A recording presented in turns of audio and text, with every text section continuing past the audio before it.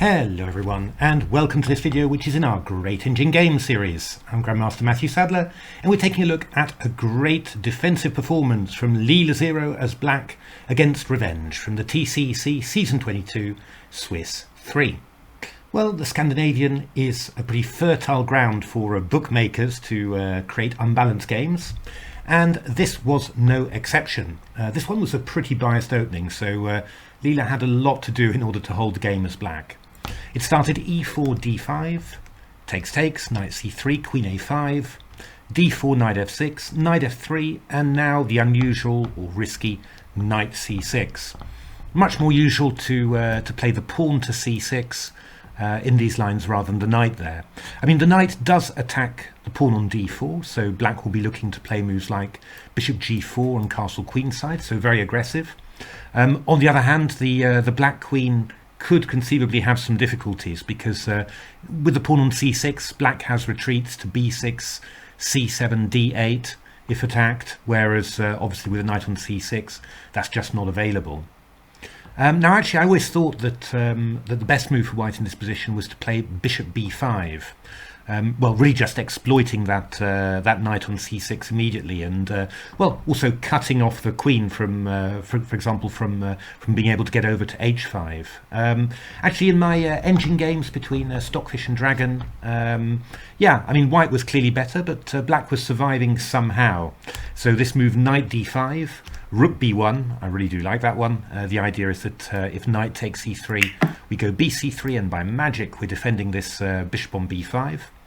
So a6, takes, castles, bishop f5, bishop d2, takes, and queen d5. Yeah, rook e1, f6, and well, you know, what is black doing here? I mean, black's position looks rather ugly. I mean, king not castled, queenside pawn shattered. Yeah, I mean, lots of development still to go, but black does have some sort of, yeah, sort of faint grip over the light squares, and well, this stops white from really breaking through. You know, all the same, I mean, it did look, you know, pretty uncomfortable. For example, this was Stockfish against Dragon, bishop b4, king f7, queen e2, c4, and rook d1. I mean, this looks very, very pleasant for white, but actually in my engine games these were ending up as draws, you know, so maybe some good defensive chances there that yeah, don't feel you know, particularly obvious at the moment. In actual fact, the preferable move though was to play bishop d2, and this is what Revenge did against Leela, and also what Leela did against Revenge in the reverse. Very logical move. I mean, it's just really going for the stuff that we've mentioned already. One of the big threats is just to play knight b5, for example, hitting the queen, attacking c7, and if the queen moves back, well, we've either got ideas like a4 to a5 or c4 to c5, and the queen will be in great trouble. So black played the move a6 here, which is well, useful in a number of ways. Of course, it stops bishop b5 idea that we saw before, and of course also stops knight b5 as well. And now white plays the move bishop c4, and this has a very venomous threat, which I'm sure I've missed at least once in blitz games through pre-moving. The threat is to play knight to d5 when the black queen will be trapped, or of course the c7 pawn will go. So black has to do something about the queen, and well, in its black game, Revenge played the move queen h5, h3 followed, and bishop g4. You know, very, very logical in actual fact. You know, really just trying to develop pressure against the d4 pawn in that way. Bishop e2 followed, e6, castles, and now well, a novelty was played by Revenge. There was a game, an over-the-board game that continued bishop d6, rook e1, bishop f5, but I mean, here white took the opportunity to make a draw against the higher rated opponent in this way, but d5 would have been a pretty strong move here. Knight b4, takes, and then knight d4 hitting f5 and e6.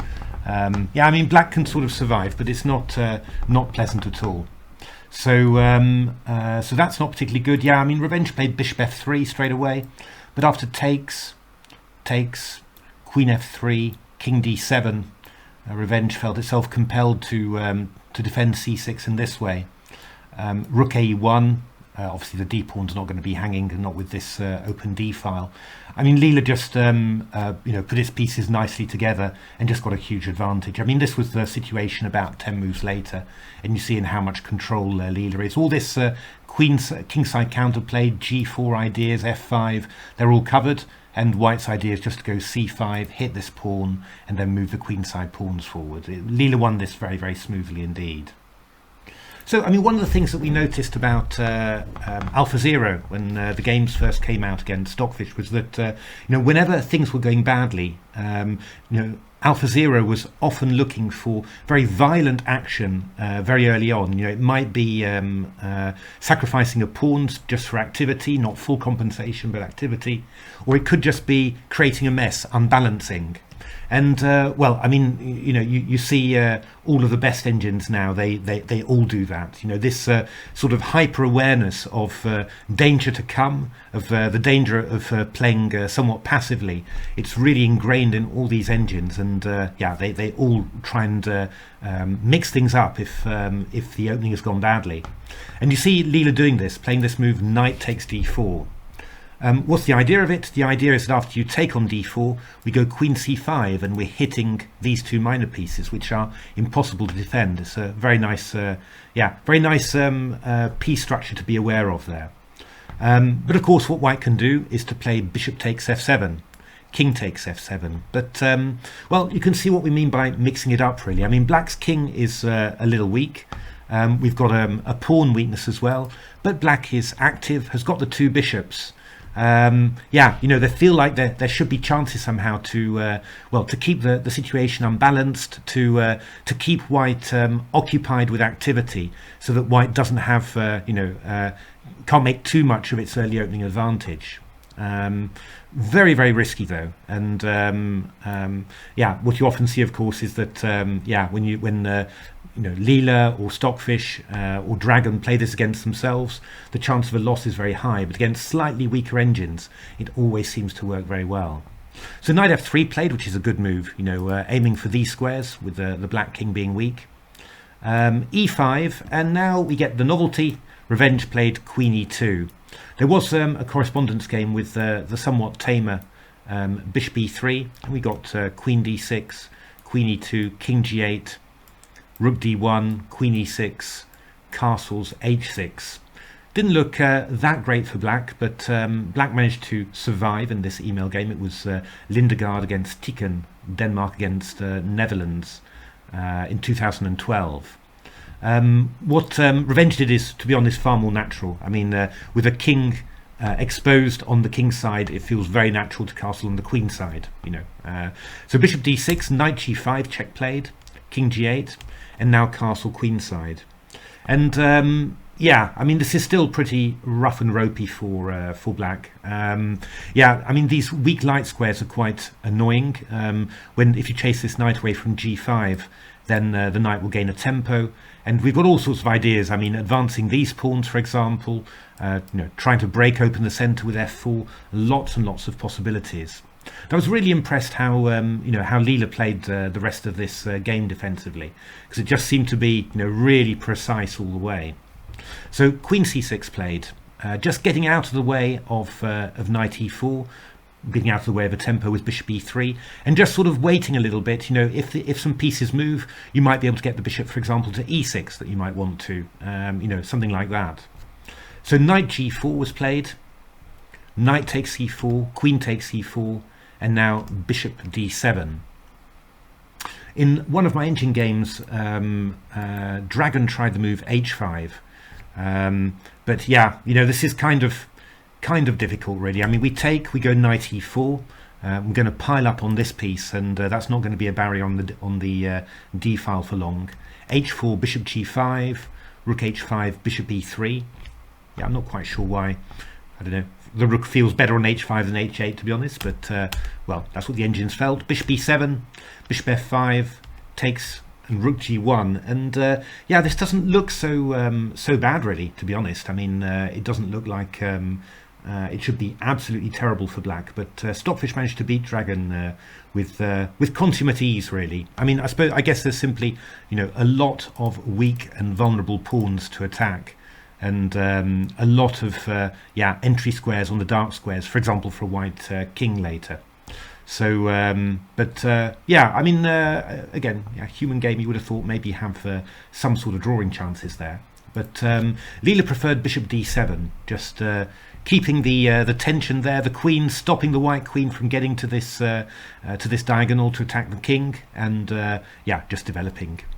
So knight e5, rook f8, and now bishop b4, and actually Revenge is playing really, really well so far. I mean, we've just we've got some very nice play here. If we can remove this this bishop on d6, then suddenly the d file is very, very weak, and of course the bishop on d6 also protects the e7 square. So a lot of dangerous things happening. But Leela went full in with some tactical stuff. Rook to f4. So this is a very crucial moment in the game, actually. I think, it always really shows the difference between the very top engines and the second tier engines, because, in this position, Stockfish and Komodo only considered one move. Revenge played another. And what Revenge did, it allowed, just some extremely unexpected tactics just to try and keep black's position together. We'll show first of all what Revenge did, and then afterwards we'll show what Stockfish and Komodo wanted to do. So Revenge played queen e3, which is a pretty reasonable move, of course. This bishop is actually not hanging. I should also point out that rook f4 works because knight f4, queen takes e4 is possible. So if I were to play bishop takes b4, I can just take, and go queen b3 check again.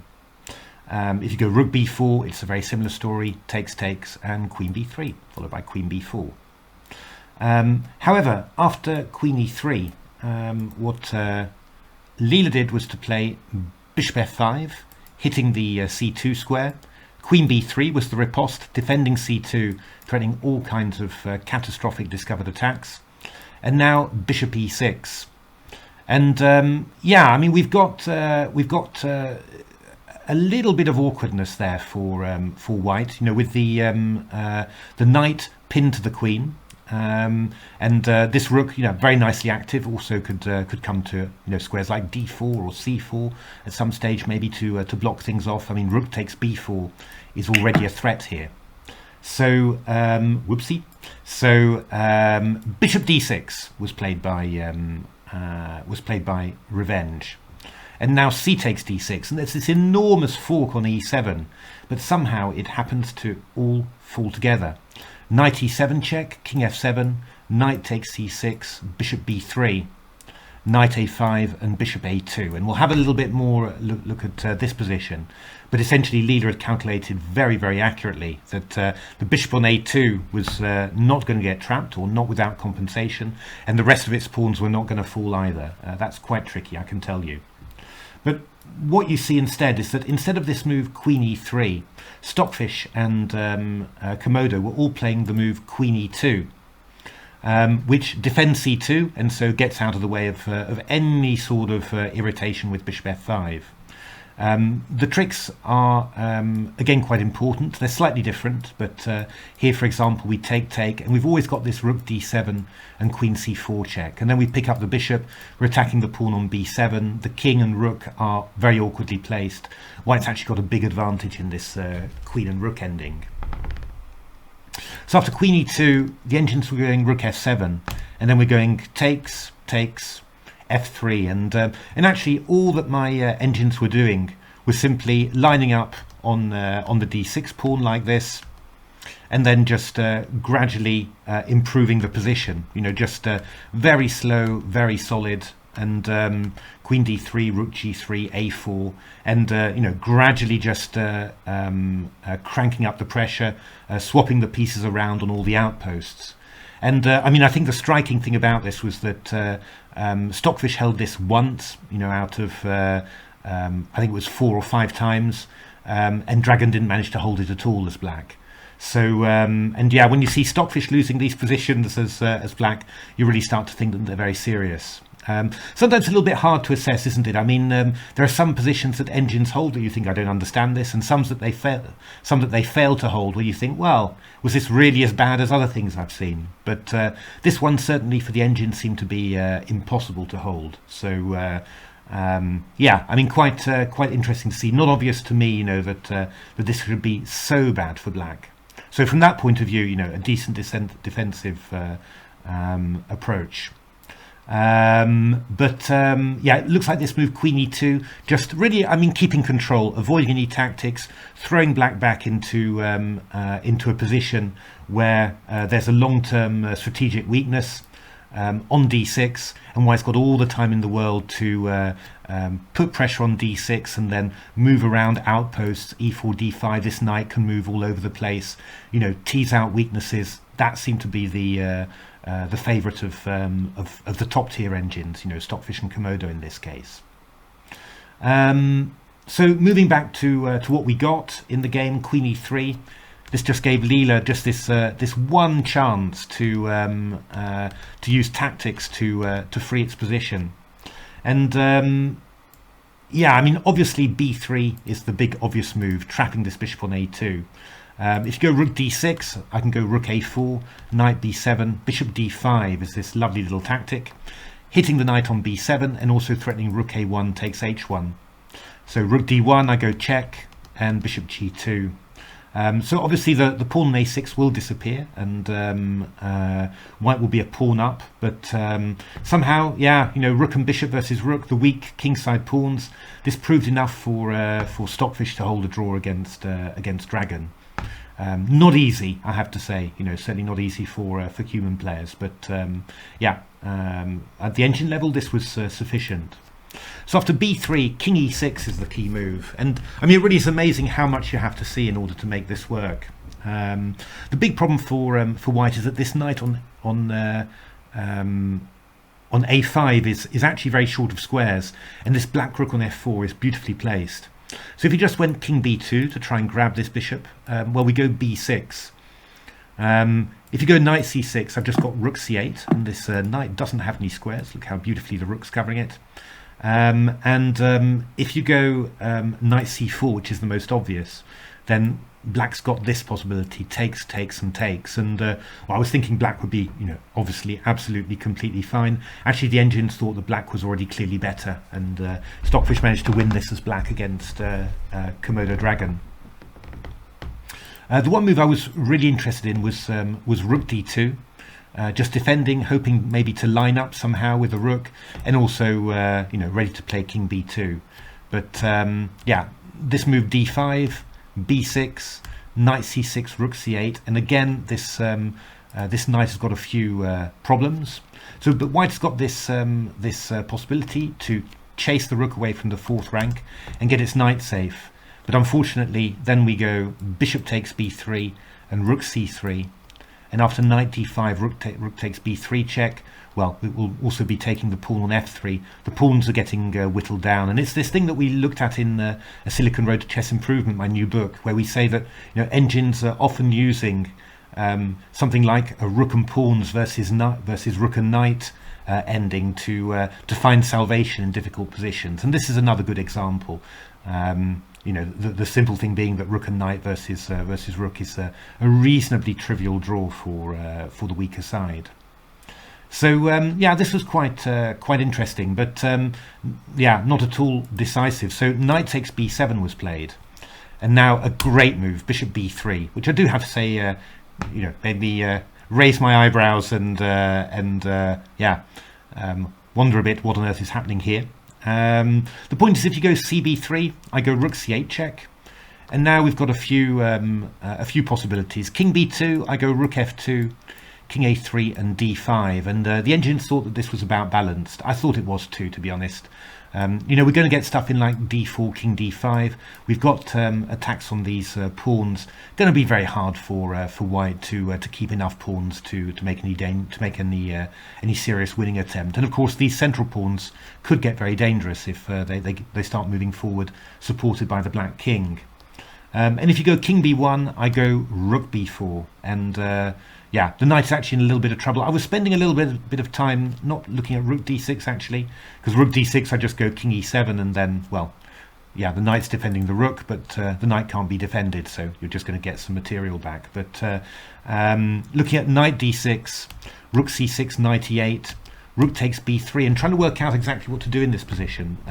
Actually, my idea of going rook c3 is just met by rook d2, and when I start trying to give checks, then I just block with the rook on the second rank in the end. So that's not a good idea. But my engine just wanted to go rook b8, king f6, knight g3, and then like this. It's a similar idea, you know, just getting the rooks organized. But here I'm just going to go rook a2, rook b2, and it's just going to be a draw. So yeah, I mean, that just seems to be absolutely fine. So yeah, rook takes d6 check was played, king e7, rook e1. And I mean, it's a pretty crazy position, right? I mean, this bishop on b3 is hanging. The black king looks in some trouble, actually. You know, I mean, it has to keep on attacking this rook on d6 so that, you know, you can do a counterattack against the knight on b7. That's sort of drawing it into danger there. But yeah, rook c8 was played, rook e5 check, king f8. And somehow black is just managing to stay just safe enough. Rook c5, and this very important move, rook c4, just protecting the rook on c8 and keeping the pin on the c2 pawn, so the bishop on b3 is safe. Takes, rook d2, bishop a4. And yeah, I mean, this is kind of the difficulty, right? You know, with the sort of tactical sequences that we've seen, because I mean, I'm not quite sure how much you needed to see in order to be able to take the decision to go into this, but I think you needed to see very deeply. And of course, you know, at the end of it, this isn't even a clear draw. This is a pawn down position. Rook and bishop versus knight, so, and with pawns on both sides of the board, that's definitely going to be better for black. Also, the black pieces are very active, so particularly the black rook can swing from side to side, and the bishop can also target the white kingside pawns. But it's, you know, I mean, I'm not quite sure how I'd assess this from afar, really. I'd probably, yeah, I'd be rather worried that white's just going to be much better here. But yeah. Leela shows that actually black's got way enough resources. I mean, the key thing is to start harassing both the pawns, the kingside pawns, and the white knight before white gets organized. You know, if white did have some time to get the pieces organized, bring the king into maybe into the center, and you know, these sort of positions can turn around quite quickly. But here, bishop c6, attacking the knight on e4, pinning it to the pawn on g2. So f3 played by Revenge. I mean, I think that rook d4 feels like a better winning attempt, at least trying to get this yeah, this knight somewhere else, or at least be able to recapture with a rook on e4. But still, you know, even in this position, my stockfish against dragon, stockfish was getting absolutely nowhere here. You know, I mean, very hard to advance this past c pawn. Actually, it's easier to advance the black a pawn. Black piece is nice and centrally placed, and the white knight struggling to really find any meaningful square. So bishop c6, f3 played, a5. You might have taken on e4 immediately. But Leela did it now, and rook g5, and it's actually one of the techniques that was taught to me when I was very young, that you know, the value of having in a rook and pawn ending, of having a rook that can be active along a rank, and this technique also of attacking the opponent's kingside pawns or queenside pawns, wherever you happen to be, and forcing them to move over, forcing gaps in those pawns. I mean, often you sort of think, well, I'm giving the opponent some tempi, but often in endings it's more important to you know, to have gaps in the pawn structure that you can invade, or hooks that you can attack, you know, rather than actual tempi.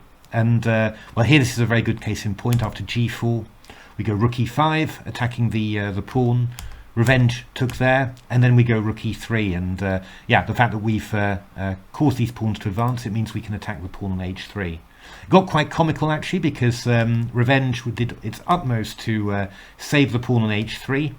Playing c3 now. Yeah, I mean, how do you advance this pawn? You have to get the king involved, but this rook is doing a beautiful job of stopping the king from moving over. So you play c3 to block the third rank, and then the king's going to come up and then help the pawn to advance. But Leela plays an unexpected idea, not trying to block the passed c pawn, but just actually going after the rook. And look how terrible this guy is. King g7, king b4, rook f3, c4, and a draw was agreed. Yeah, I mean, this rook is completely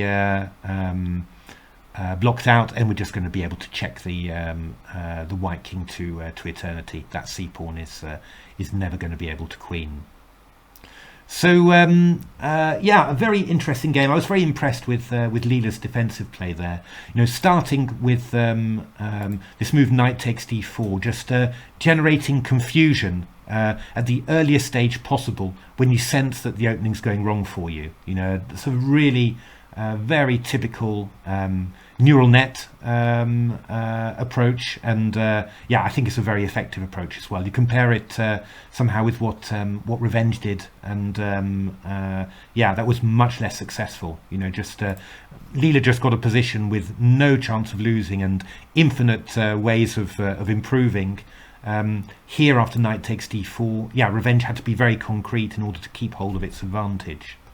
I thought, you know, one very interesting moment there was this this move rook f4. You know, obviously Leela struggling to really use every bit of tactical possibility in the position, playing quite riskily, you know, but trying to extract the maximum from its position. And yeah, simply the choice of Komodo and Stockfish, queen e2, keeping everything safe, keeping strategic control, and just going for the long-term advantage.